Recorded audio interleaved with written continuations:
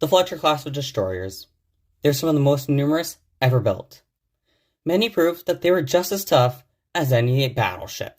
For example, the USS Johnston comes to mind, although that's a story for another day. However, one broke a tradition that had been held since the very first ship of the American Navy. This being that ships were only named after one person.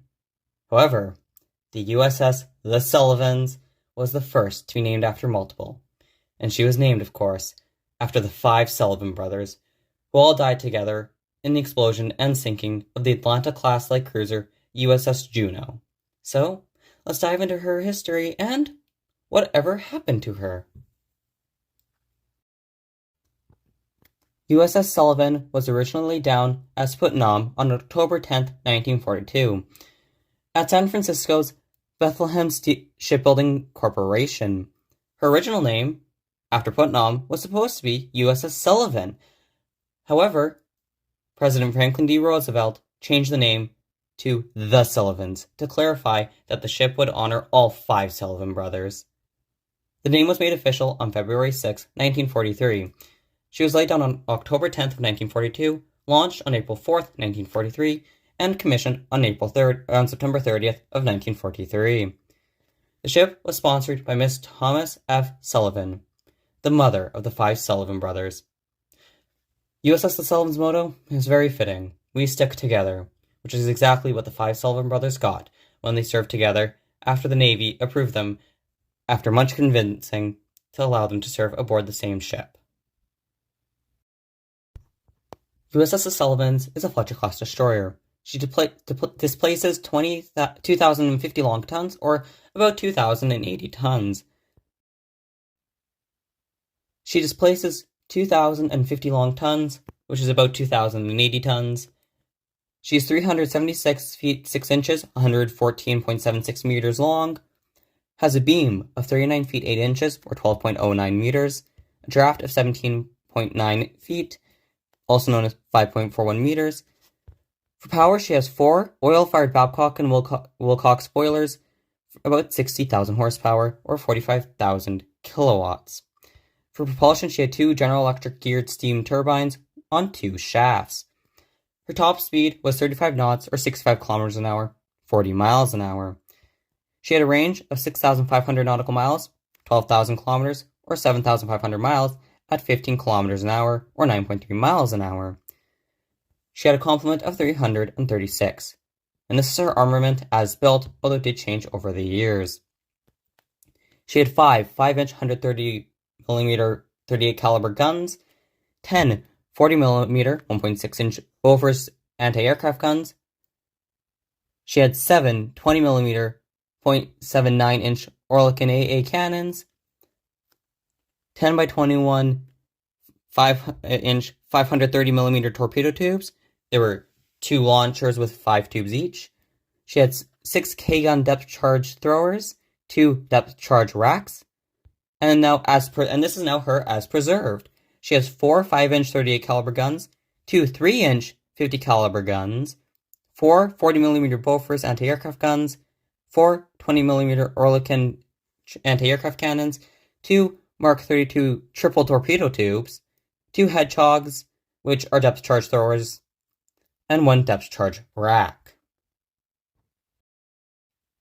Following her shakedown cruise, also known as a sea trial, the Sullivans got underway with sister ships Dorsch and Gatling on December 23, 1943, bound for Pearl Harbor, Hawaii. The group arrived at Pearl Harbor 5 days later on December 28th. During training operations in Hawaiian waters, the ship was assigned to Destroyer Squadron 52. On January 16th of 1944, she, along with Task Group 58.2, also known as TG 58.2 from here on out, left Pearl Harbor bound for the Marshall Islands, en route to Kiwachin Atoll. I'm sorry if I butcher any of these Japanese names. The group was joined by Battleship Division 9.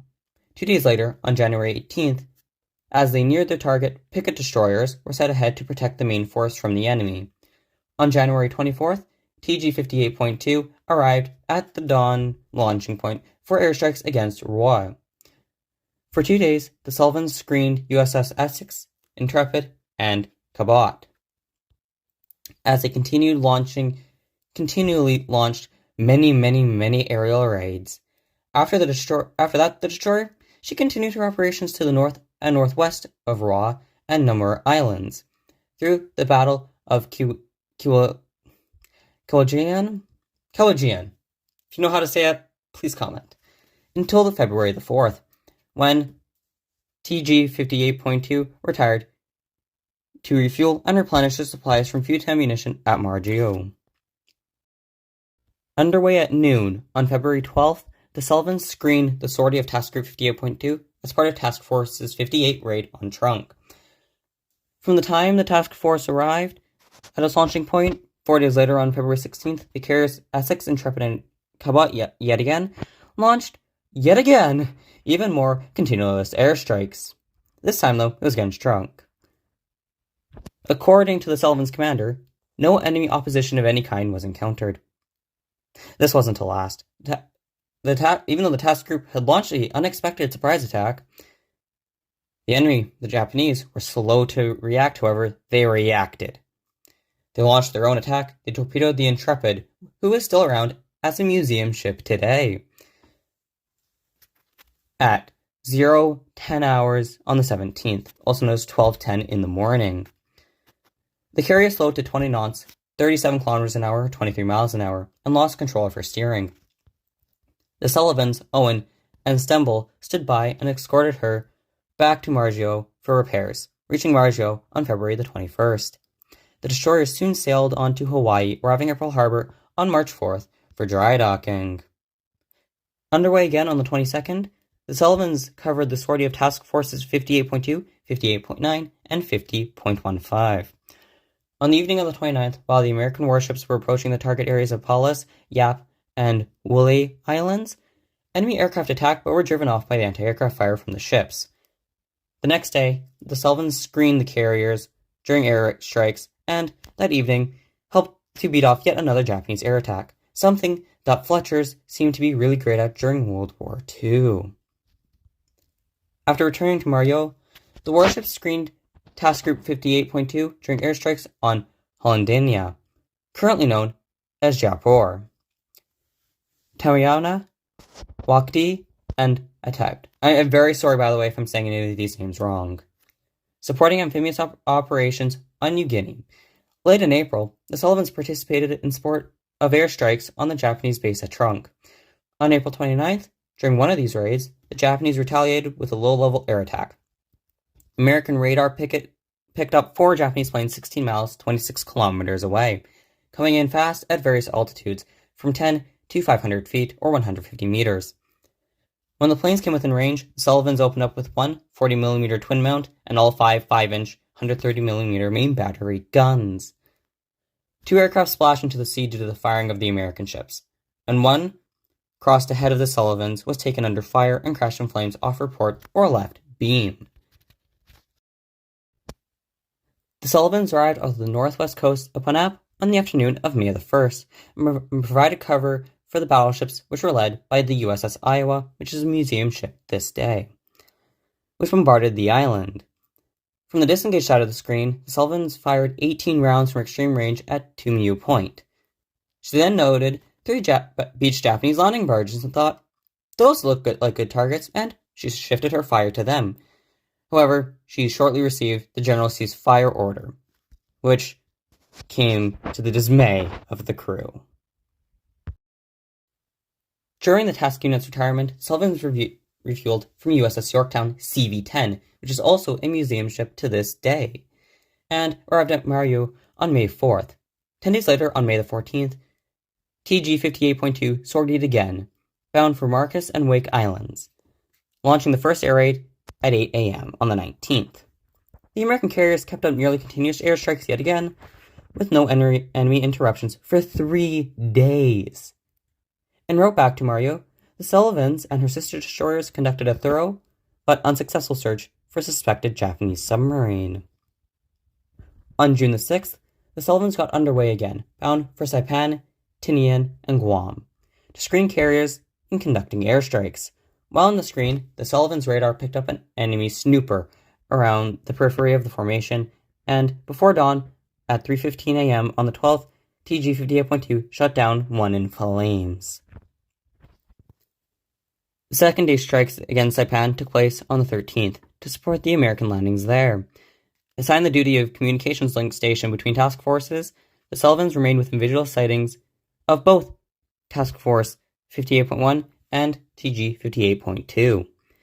During the day, however, she also picked up 31 Japanese merchant seamen from their ship, which had been sunk offshore, and transferred those prisoners to the flagship USS Indianapolis, which was later sunk by a Japanese submarine. However, that is a video for another day. On June 19, 1944, during the first day of the Battle of the Philippine Sea, Japanese aircraft attacked the task force. The Sullivans picked up a plane visually at a range of less than 5 miles or 8 kilometers. Judy's, diving from 23,000 feet, 7,000 meters, pressed home their attacks. One, under fire of the Sullivans, took tracer fire from the ship's 20 and 40 millimeter batteries, and, moments later, crashed just short of the horizon. American air attacks against Pagan Island made without any further enemy retaliation. Topping off the Saipan, Tinian, and Guam strikes, the Sullivans proceeded to TG-58.2 to Iwintuk for supplies, as they were all running pretty low at this point. On June the 30th, the Sullivans resumed work in the screen of carriers launching airstrikes to support operations against Saipan and Tinian yet again. During this action, the Sullivans served as a fighter direction ship for TU 58.2.4. On Independence Day, the Sullivans joined Bombardment Group Unit 1, TU 58.2.4, to conduct a shore bombardment of airfields, shore batteries, and other installations on the west coast of Iwo Jima. The heavy ships of the group opened fire at 3 p.m., or 1500 hours, and smoke and dust soon obscured targets along the western shore of the island, making spotting difficult. The Sullivans, second ship in the column of destroyers, opened fire at 1548 on planes parked on the southern airstrip. After 3 ranging salvos, the ship commenced hitting twin-engined Bettys parked in riverments along the strip. The Sullivans destroyed 5 planes, and shrapnel, burning gasoline, and other flying debris likely damaged 8 other planes.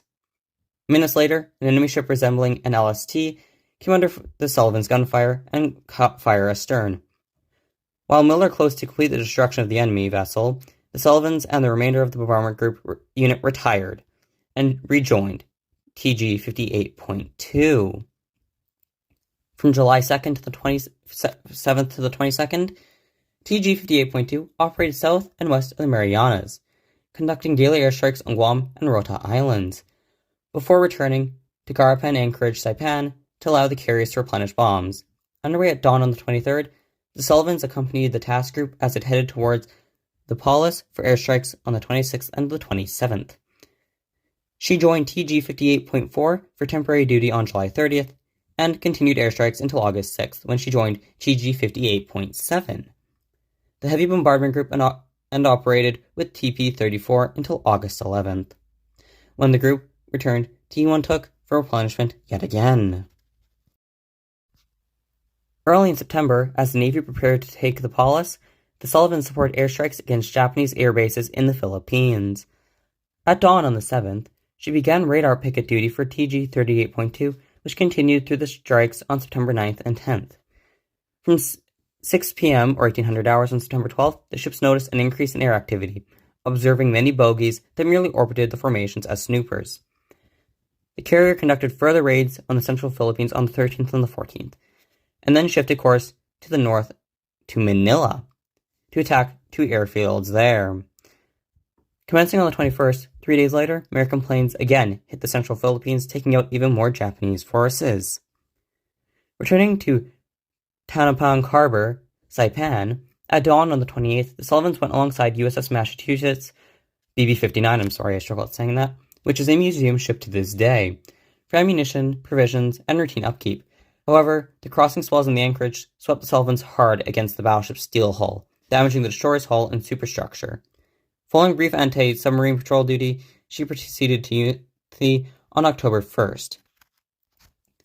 While undergoing tender repairs alongside Dixie, the Sullivans formed part of a nest of destroyers blown away from the tender during a heavy storm that lashed the anchorage. Sullivans drifted free downward, and, picking up speed, she was very lucky. However, she did collide with Yulman, and many small boats were being tossed about. She then proceeded to rescue 4 men from Stockham's gig before it disappeared beneath the waves. As the storm abated on the 4th, the warship returned to Yulhi to complete the abbreviated tender overhaul alongside Dixie, which would be very, very much less eventful this time around, to the welcome of all the crews. At 16:15 on October the 6th, the Sullivans sortied with the carriers, protecting them during the air raids against targets on Formosa and the Rakios. On the evening of the 12th, as the planes returned to the carriers, radar spotted the first of many Japanese aircraft coming down from the north. For the next 6 hours, approximately 50 to 60 Japanese aircraft subjected the American task force to continuous air attacks. Nearly 45 minutes after sunset, the Sullivans sighted a Betty, coming in low on the starboard side, and it took it under fire. During the next 15 minutes, the formation to which the Sullivans was attached shot down 3 planes, between 1856 and 1954. The destroyers herself took 5 planes under fire. Varying speeds between 18 and 29 knots, 54 kilometers an hour, the formation undertook 8 emergency maneuvers again and again. Timely turns and a great volume of gunfire thrown up by the ships repulsed the enemy air attacks, and there was no damage done. However, the second phase of attacks began at 21:05 on the 12th, and they continued through 2:35 on the 13th. The Japanese increased the use of window to jam American radar transmissions, while their flares lit up the evening with ghostly lights. The formation made smoke whenever the enemy flares dropping planes approached, creating an eerie haze effect which helped baffle the enemy pilots. Meanwhile, the Sullivans and the other ships in formation executed 38 simultaneous turn movements at speeds between 22 and 25 knots, 46 kilometers an hour, or 29 miles an hour, as they kept their guns up, a steady fire to repel any Japanese aircraft that wandered too close. The next day, the carriers again launched successful strikes on Formosa. During the ensuing night retirement, the formation yet again came under attack by Japanese torpedo-carrying Betsies. However, this time there was damage. Canberra was badly damaged by a torpedo. The Sullivans then helped to protect the damaged cruiser. On the 14th, another Betty torpedoed the Houston, the second one, which survived to the end of the war. The Sullivans soon joined the screen which guarded the 2 battle-battered cruisers, nicknamed Crypt Div 1, as they retired towards Yulhi. Things then proceeded well to the 16th, when the Japanese mounted a heavy air attack to attempt to finish off cruisers Houston, who reeled under the impact of a second hit astern. And the Sullivans opened fire on the Frances, which had made the attack, and splashed the Japanese plane. The Sullivans and Stephen Potter then took a second Frances under fire and knocked it down off the bow of the Santa Fe. The Sullivans rescued 118 men off of the Houston and kept them on board until the 18th, when she transferred them to the Boston. While the damaged cruisers were making their way to Yulhi, a Japanese surface force attempted to close the formation before Task Force 38 intervened and drove them back. The Sullivans then transferred salvage gear to the Houston, who, as I said earlier, would survive the war, and the Sullivans also helped with many of the ship's wounded. For his part in directing the destroyer's rescue and the salvage attempt, Commander Ralph J. Baum received his first Silver Star. On October 20th, the Sullivans joined TG-38.2 for scheduled airstrikes on the central Philippines in support of the Leyte landings. At dawn on the 24th, reconnaissance looked at a Japanese surface force south of Mindanao, and the aircraft carriers launched airstrikes all day against all of the enemy warships they could get their eyes on. That morning, a Japanese air attack developed, and the Sullivans downed an Oscar fighter plane. On October 25th, enemy forces were sighted coming down from the north. Task Force 34, including the Sullivans, was formed and headed north, following the carrier groups in Task Force 38. At the dawn of the 25th, the carriers launched airstrikes to harass the Japanese surface units, now some 60 miles, 97 kilometers to the north. At 1100 hours, TF-34 reversed course topped off the destroyers with fuel, and formed fast-striking group TG-35 4.5, with Iowa, New Jersey, both of which still survive today, 3 light cruisers, Sullivans, and 7 other destroyers. The American force missed the Japanese by 3 hours, but ran across a straggler and reportedly sunk a Takao-class cruiser. However, Japanese records fail to confirm this claim. However, many Japanese records were destroyed after the war, so that is hardly surprising. After sweeping south along the coast of Samar, hunting enemy cripples, the Sullivan and the other units of TG-34.5 reported back to TG-38.2. The destroyer then remained in the Philippine area, screening carriers while standing by on plane guard duty. Through mid-November, at dusk on November 19th, during one of the many air attacks fought off by the Sullivans in her career, the destroyer damaged a Betty by gunfire, and watched it disappear over the horizon, smoking, but stubbornly remaining airborne. 6 days later, she had better luck, when her gun set a Japanese plane afire and splashed it into the sea. 2 days later, her task group returned to Ulte. The destroyer undertook training exercises from the 8th to the 11th of December, before rejoining TG-38.2 to screen its warships during airstrikes on Manila and southern Luzon, beginning on December the 14th. On the 17th, running low on fuel, the Sullivan commenced refueling, but the weather was worsening minute by minute. She broke off the operation, and Typhoon Cobra swept through the fleet, with the wind clocking in at an estimated 115 knots, 213 kilometers an hour, or 132 miles an hour. On the morning of December 18th, 3 destroyers overall were sunk and many ships were damaged by the winds and waves. The Sullivans, with her Lucky Shamrock painted on her funnel, emerged unscathed, and on the 20th began searching for men lost overboard from other ships. The lingering bad weather resulted in the cancellation of airstrikes, and the Sullivans retired to Ulte on Christmas Eve, which would end off her first year in service. After a brief run to Madison and back, escorting Iowa, the Sullivans departed on December 30th, 1944, to screen TG-38.2's airstrikes on Formosa in support of the American landings on Luzon yet again. Heavy seas forced a 3-day postponement of a high-speed thrust towards the target originally planned for the night of January 6, 1945. During the evening of the 9th, the task force passed through the Bashi Channel and entered the South China Sea. 3 days later, carrier planes from TG-38.2 swept over Saigon and Canberra Bay, Indochina, hammering at whatever enemy merchantmen they could find, which wasn't many by this point in the war. Soon after the conclusion of airstrikes, a bombardment group, TG-34.5, was formed to go after possible enemy cripples, which are ships that are damaged and left behind by other groups to slowly make their own way back home, and dispatch them by surface gunfire. Accordingly, 2 battleships, 2 heavy cruisers, 3 light cruisers, and 15 destroyers raced into Canberra Bay, but found it devoid of Japanese shipping. Throughout the day, however, the carrier pilots had much better luck, and enjoyed a field day with coastal Marus, which are coastal freighters. During subsequent airstrikes on Hinian Island, Hong Kong, and Formosa, the Sullivans served as a radar picket, 10 miles or 16 kilometers ahead of the task group.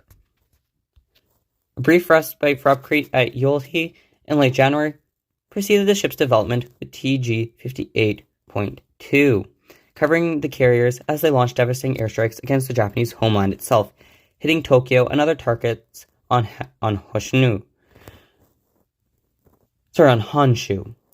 On February 16th and 17th, from the 18th through the 21st, American carriers struck at Japanese positions contesting the landings on Iwo Jima.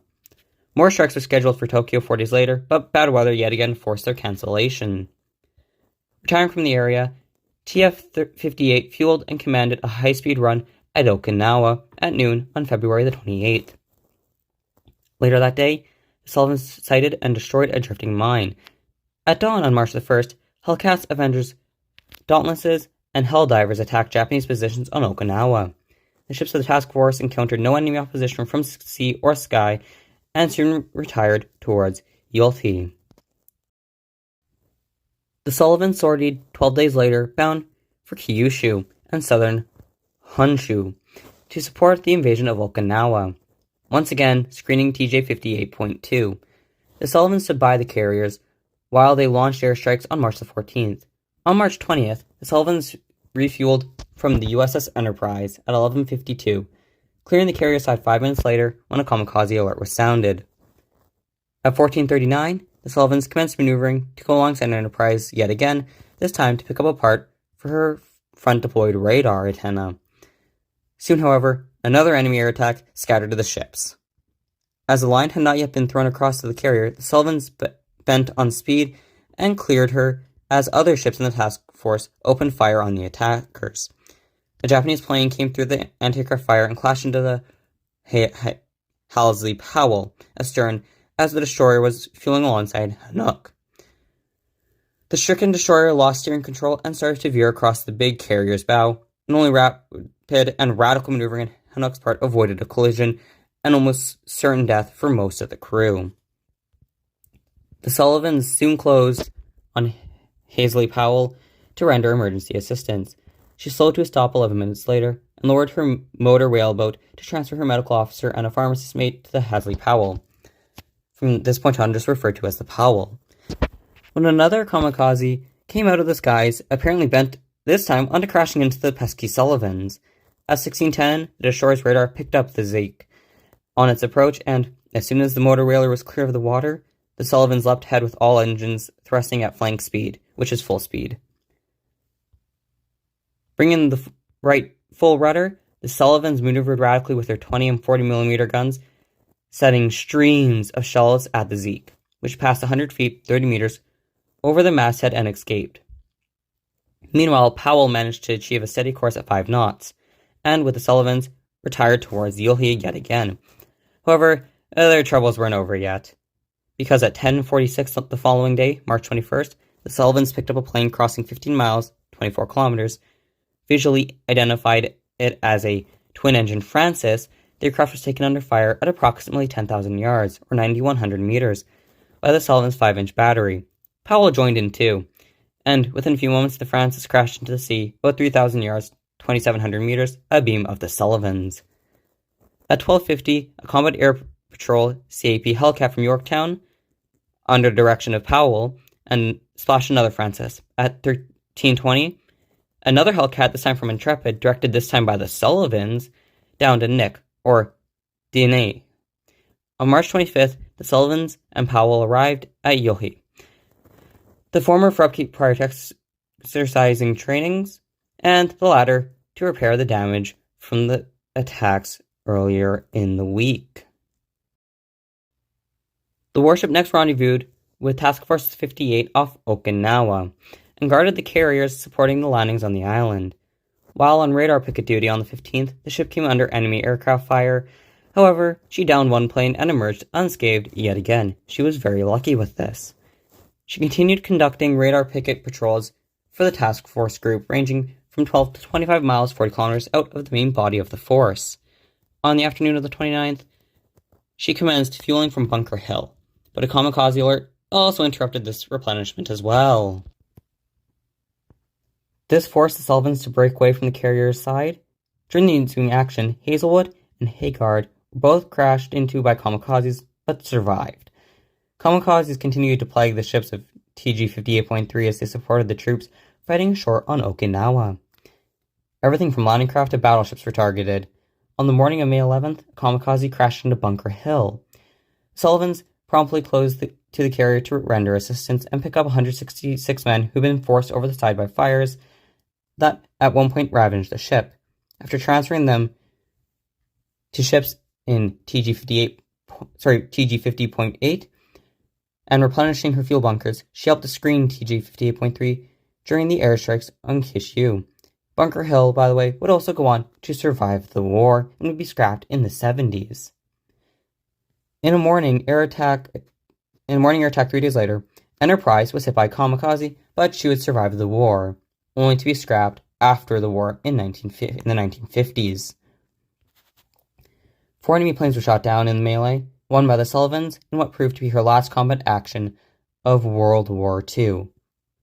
The Sullivans anchored at San Pedro Bay, Leyte Gulf on June 1st for recreation and upkeep. She departed Leyte on the 20th bound for the American West Coast via Pearl Harbor.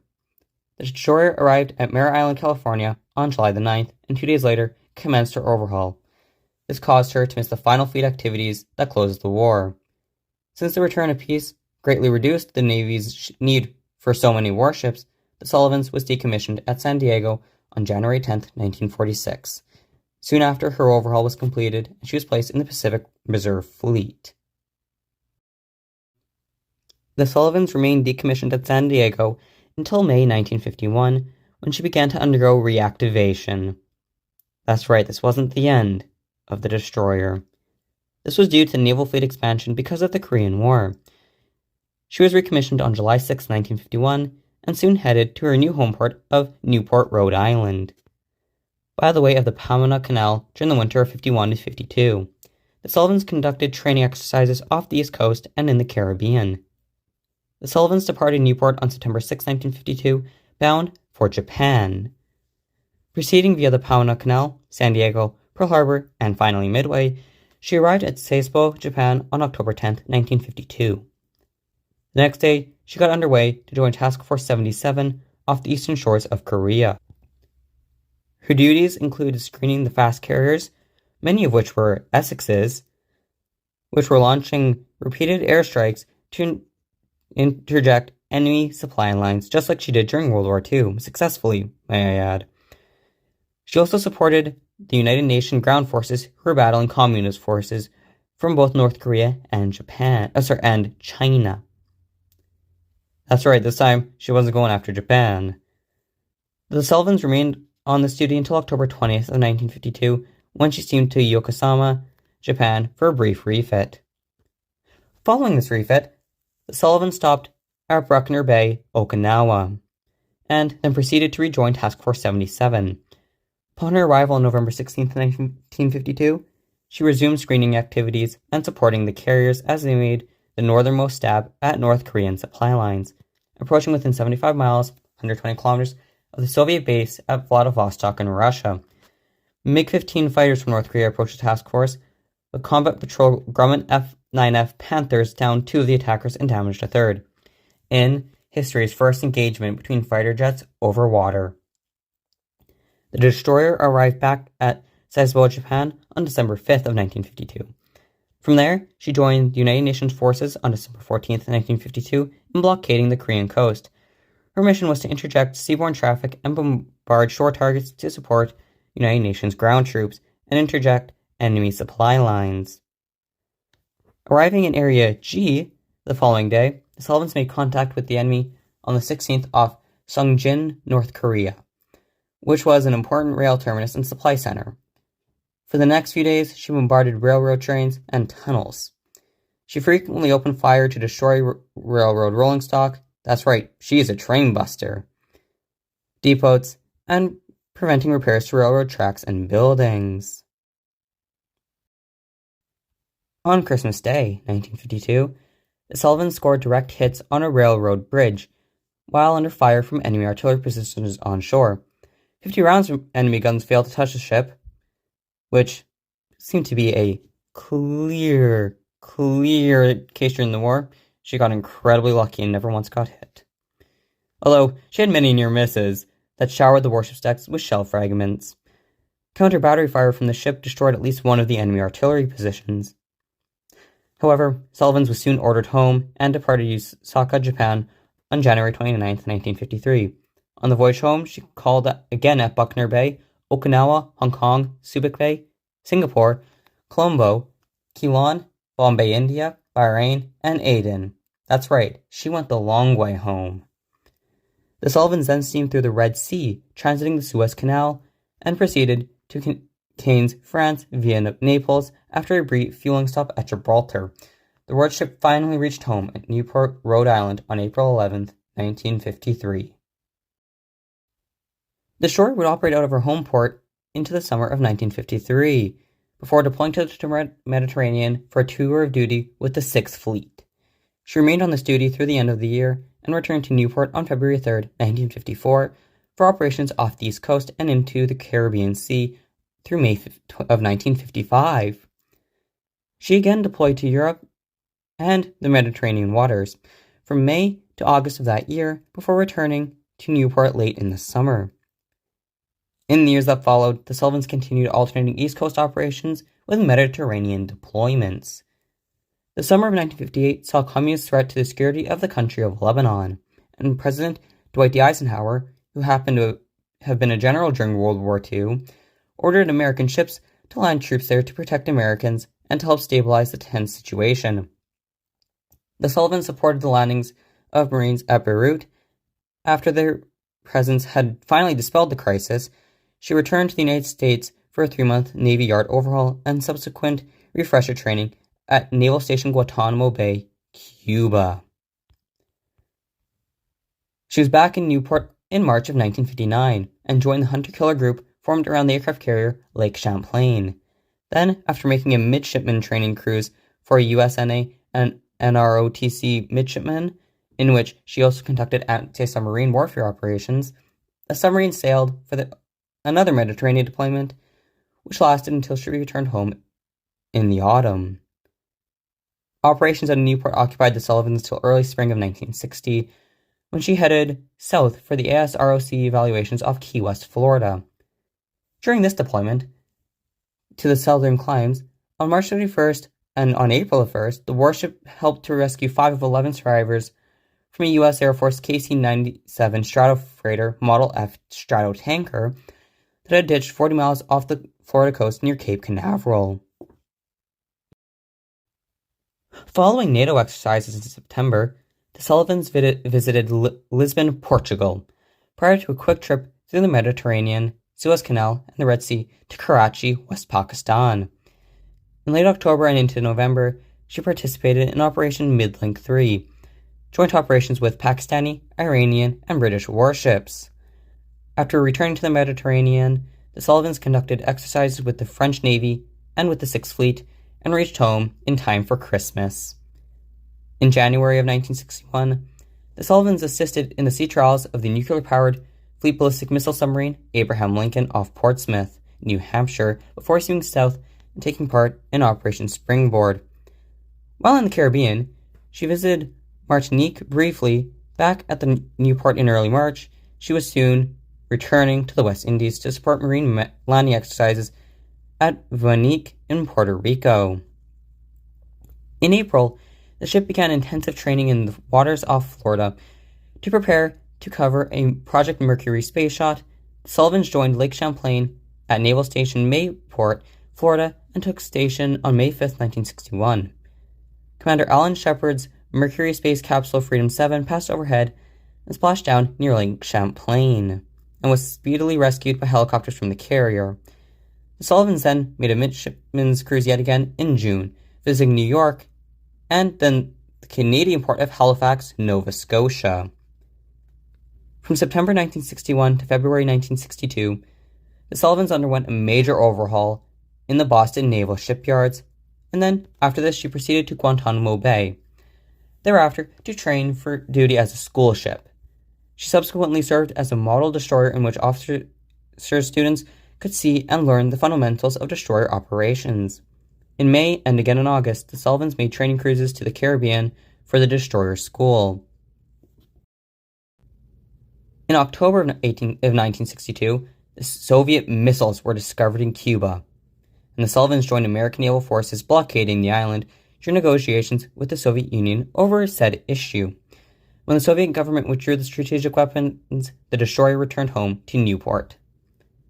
On January 7, 1963, the Sullivans got underway from Newport bound for the Caribbean, and another training cruise.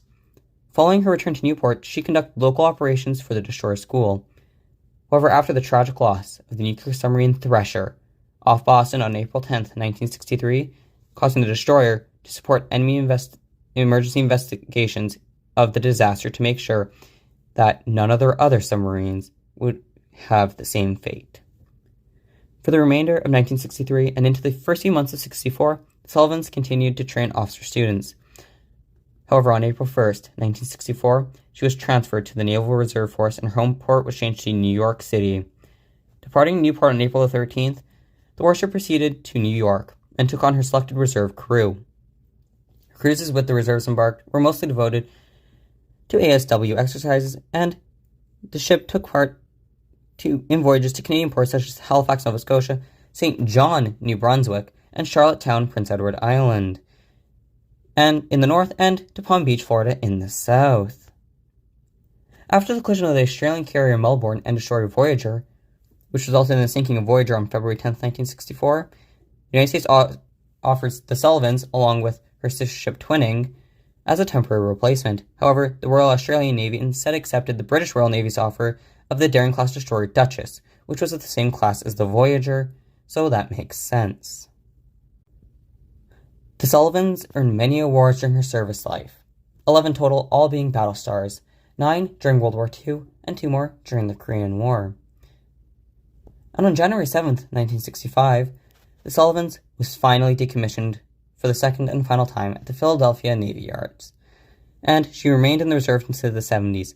In 1977, she, along with cruiser USS Little Rock and later USS Croker, were donated to the Buffalo and Erie County Naval and Military Park in Buffalo, New York, on the Great Lakes. Now, the ship serves as a memorial and is open for public tours. The Sullivans was declared a National Historic Landmark in 1986. However, on February 26, 2021, it was reported that she was taking on water enlisting. It was also stated that the ship's age and possible weather damage were the most likely cause for the leak below the waterline. However, she was soon saved, and there wasn't much damage done. And fundraising began and was completed to get her dry docked. However, the dry docking had not taken place yet, and on April 14th, 2022, which also happens to be my birthday, the ship began to list and appeared to sit lower and lower in the water than usual. Eventually, she's had a very steep angle. Apparently, according to crew, they told reporters that electrical power to the ship had been lost, which would have lost any power to the bilge pumps. A later public statement reported a serious hull breach, although I'm unsure of how true that was, as it's under investigation. Part of the ship was resting on the riverbed, which is why she didn't sink completely, but she was still mostly above water.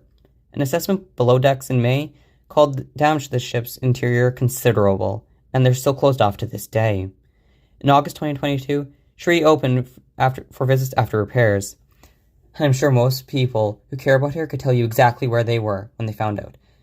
For me, we were just about to go out for my birthday, actually. In fact, I was just upstairs in my room getting my phone, and I saw the news of her starting to sink. And I had a hard time not checking my phone every 20 seconds, looking for updates on her, but the details are for another story for another day. In summer of 2023, the park began work to winterize the ship to protect her from any more damage like the previous winter's sinking. This including an improved communication system and sensor system to warn of leaks, replacing mooring lines, shoring up bulkheads, replacing gaskets, and adding dehumidifiers, among other equipment. The park has plans to dry dock the ship by late 2024 in either Erie or Cleveland, but must raise substantial amounts of money to accomplish the move in tow. As well as dry dock repairs, estimates are at least $10 to $12 million to both tow and then even more to repair the ship, which would also require removing cruiser Little Rock and the submarine Croker as they box her in. In fact, the Sullivans literally box between the pier and the Little Rock, with the Croker being in front of them. As of September 2023, the ship's lower decks were closed to visitors and only the main deck and part of the superstructure were open. Hopefully, the dry dock can make her reopen fully once again. The Sullivans is one of my favorite Fletcher-class destroyers. Don't know what's about her, but I really hope one day I get down to Buffalo to see her myself. It's only a matter of time. Her preservation is helped by the fact that she is currently in fresh water on the Great Lakes. Her service legacy is currently carried on by yet another destroyer, also named the USS The Sullivans. Over it got a missile destroyer of the Ally Burke class. And it keeps the legacy of both the 5 Sullivan brothers and the Sullivans herself alive to this very day. Or at least in service, as the Sullivans herself still carries on her legacy and the legacy of the 5 Sullivan brothers in a preserved state. There's just something about her that makes me click with her. Even though I've never seen her in person yet, I can definitely say she will be well worth the visit, and guaranteed I will go down there one day, and when I do, I'll probably take you guys with me.